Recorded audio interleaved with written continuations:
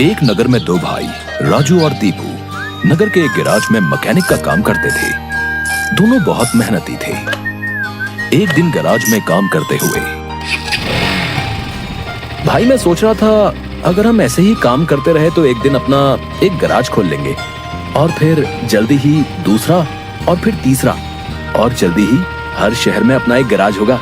ये कहने के बाद दोनों राजू और दीपू अपना काम बंद करके मुस्कुराते हुए ऊपर की ओर देखते हुए अपने ख्यालों में खो जाते हैं। सपने में राजू और दीपू अपने नए गैराज के उद्घाटन की रिबन काट रहे हैं।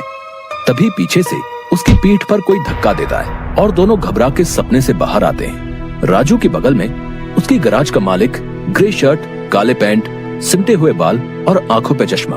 तुम दोनों से एक काम सही से नहीं होता।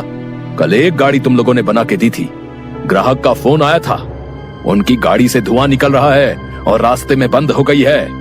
ये 1 महीने में तुम्हारी 8वीं शिकायत है।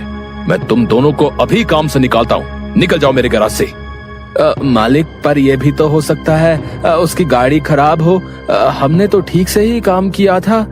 खराब गाड़ियों को ठीक करना ही हमारा काम है। निकल जाओ यहाँ से। और मालिक दोनों को धक्के मार के बाहर निकाल देता है। राजू और दीपू अपने छोटे से कमरे की बिस्तर पर हैं। सामने की दीवार पर विष्णु भगवान की तस्वीर टंगी है। दीपू राजू से, भाई हम हर जगह मन लगा के काम करते हैं, फिर भी हमें हर जगह से निकाल दिया जाता है। किसी को हमारी कद्र ही नहीं। हाँ भाई, यहाँ किसी को हमारी कद्र नहीं है।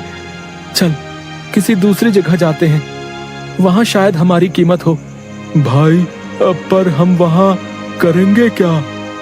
याद है माँ कहती थी कि भगवान का नाम लेने से सब मिल जाता है। हाँ चल सामान बांध, अब हम यही करेंगे। भगवान का नाम लेंगे और पैसे कमाएंगे। वो कैसे? अरे हम बाबा बन के लोगों को ज्ञान देंगे और उनसे पैसे लेंगे। वो तो ठीक है, पर हम लोगों को क्या ज्ञान देंगे? अरे वही जो माँ हमें देती थी। तू ज्यादा सवाल मत कर, सामान बांध। हम राजा सूर्यदेव के चंपक नगर जा रहे हैं। चंपक नगर में राजू और दीपू गेरुए धोती और गेरुई शॉल में, कंधे तक बाल, गले में रुद्राक्ष की माला, पैरों में खड़ाऊ, कंधे पे लटकी मटमैली गठरी, कलाइयों में बंधी रुद्राक्ष की माला, एक बड़े बरगद के पेड़ के नीचे बने चबूतरे के सामने। ये राजा सूर्यदेव का चंपक नगर है। हम यहीं से शुरू करेंगे।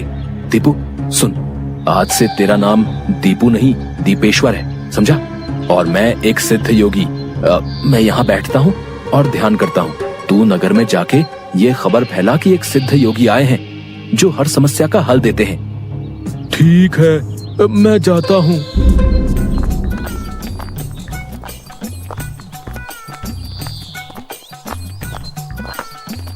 भाई हमारे सिद्ध बाबा जी के लिए कुछ दान दो। ये कौन से बाबा जो बड़ा बरगद का पेड़ है ना, वहाँ ठहरे हुए हैं। अगर तुम्हें कोई समस्या हो तो उनसे जाके मिल लो, वो तुम्हें हल जरूर बताएंगे। पर हाँ, दान के लिए कुछ लेकर जरूर आना। हाँ हाँ, मैं जरूर आऊंगा। औरों को भी बता दो, पूरे नगर का भला हो जाएगा। जरूर बाबा जी, जरूर। राजू पेड़ के नीचे ध्यान में बैठा हुआ है और दीपू थैले में सामान लेके उसके पास जाता है। मैंने नगर में खबर फैला दी है, जल्दी ही लोग यहाँ आते होंगे। तुम तैयार रहो। मैं तो कब से तैयार हूँ, देखते हैं क्या होता है। राजू फिर से ध्यान में बैठ जाता है। तभी नगर के लोग वहाँ आने लगते हैं और हाथ जोड़ के नीचे बैठे हैं। बाबा, हमारा काम नहीं चल रहा, कृपा करें। आप जो भी दान के लिए लाए हैं बाबा के चरणों में रखें और बाबा से गुरु मंत्र लें। दुकानदार राजू के पास पैसे रखता है और हाथ जोड़कर खड़ा हो जाता है। राजू इशारे से दुकानदार को अपने पास बुलाता है और उसके कान में कहता है, श्री राम, हर बिक्री के समय मन में ये नाम का जाप करो, बिक्री बढ़ जाएगी। याद रहे, अपना ये मंत्र किसी को नहीं बताना, अपनी पत्नी को भी नहीं। जैसी आपकी आज्ञा बाबा जी। महाराज, आप राजकुमारी के लिए एक योग्य वर तलाश रहे थे। हमारे गांव में एक सिद्ध योगी आए हैं जो तेजवान हैं और राजकुमारी के लिए एकदम श्रेष्ठ हैं। गुरुदेव, मुझे आपके चयन पर पूरा विश्वास है। अगर आपने चुना है तो वो राजकुमारी के लिए अवश्य ही उत्तम होगा। सोने जवाहरात और अनेक उपहार लाओ। हम अभी उन महान योगी के पास जाएंगे और उनसे राजकुमारी से विवाह करने का आग्रह करेंगे। हे तपस्वी, मैंने आपके बारे में जो सुना था, आप उतने ही तेजस्वी हैं। मेरा आग्रह स्वीकार करें।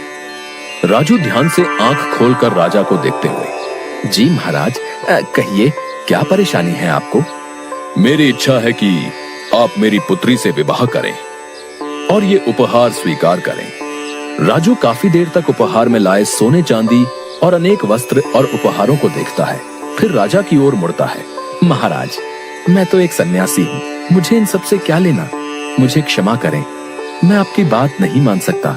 दीपू चौंकते हुए राजू को देखता है। मैंने जो सुना था, आप उससे भी महान हैं। मुझे क्षमा करें यदि मैंने आपका अनादर किया हो। आप जब तक यहाँ हैं, मैं कोशिश करूंगा आपको कोई दिक्कत ना हो। और राजा सूर्यदेव को प्रणाम करके वापस चले जाते हैं। अरे राजू, ये क्या है?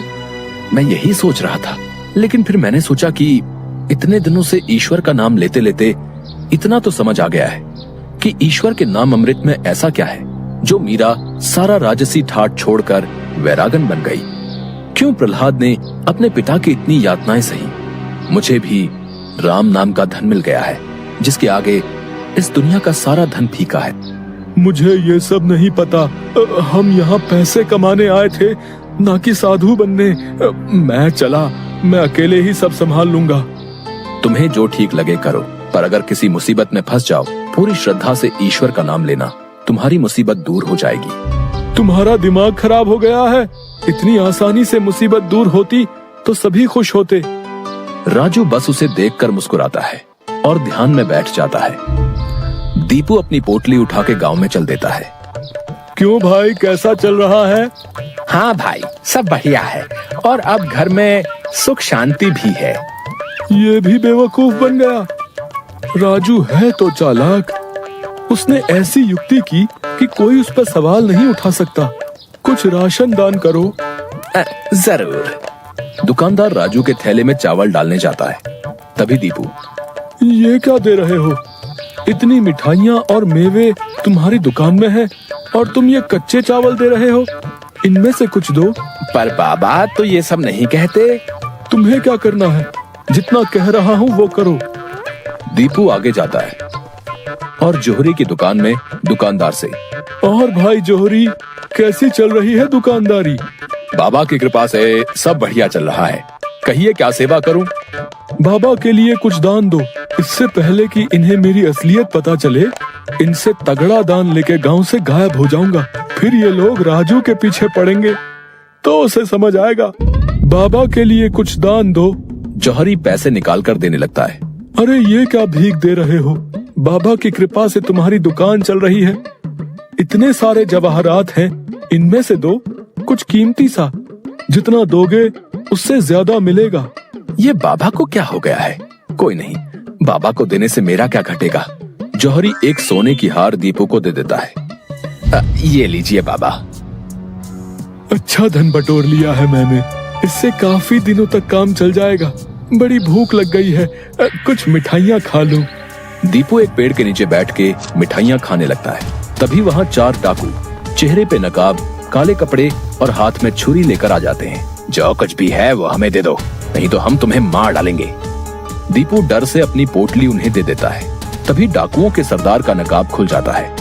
दीपू उसे देख लेता है। अब तुझे मरना होगा, क्योंकि तूने मेरा चेहरा देख लिया है। हे भगवान, ये क्या हो रहा है? कैसे बचूं इनसे? भागने की कोशिश की तो ये लोग पकड़ लेंगे। क्या करूं? तभी उसे राजू की बात याद आती है। अगर किसी मुसीबत में फंस जाओ, पूरी श्रद्धा से ईश्वर का नाम लेना, तुम्हारी मुसीबत दूर हो जाएगी। दीपू आंखें बंद कर घुटने पर बैठकर, हे नारायण मेरी रक्षा करो, हे नारायण मेरी रक्षा करो। डाकू का सरदार दीपू को उठाकर, सुन, राजा के सिपाही हमारी ओर आ रहे हैं, इसलिए तुझे छोड़ रहे हैं। अगर तूने किसी को हमारे बारे में बताने की कोशिश की तो तुझे जिंदा नहीं छोड़ेंगे। ये ले अपनी पोटली। डाकू भाग जाते हैं। दीपू सामने से सिपाहियों को आते देख मन में, हे नारायण, मुझसे भूल हुई जो मैं राजू की बात को समझ नहीं पाया। मैं राजू के पास वापस जा रहा हूँ और उसके साथ रहकर आपके ध्यान में अपना जीवन बिताऊंगा। मुझे माफ कर दो राजू, मैं ईश्वर के नाम की महिमा को नहीं समझ पाया, पर अब मैं समझ गया हूँ और तुम्हारे साथ ईश्वर के नाम का धन कमाना चाहता हूँ। राजू दीपू को गले से लगा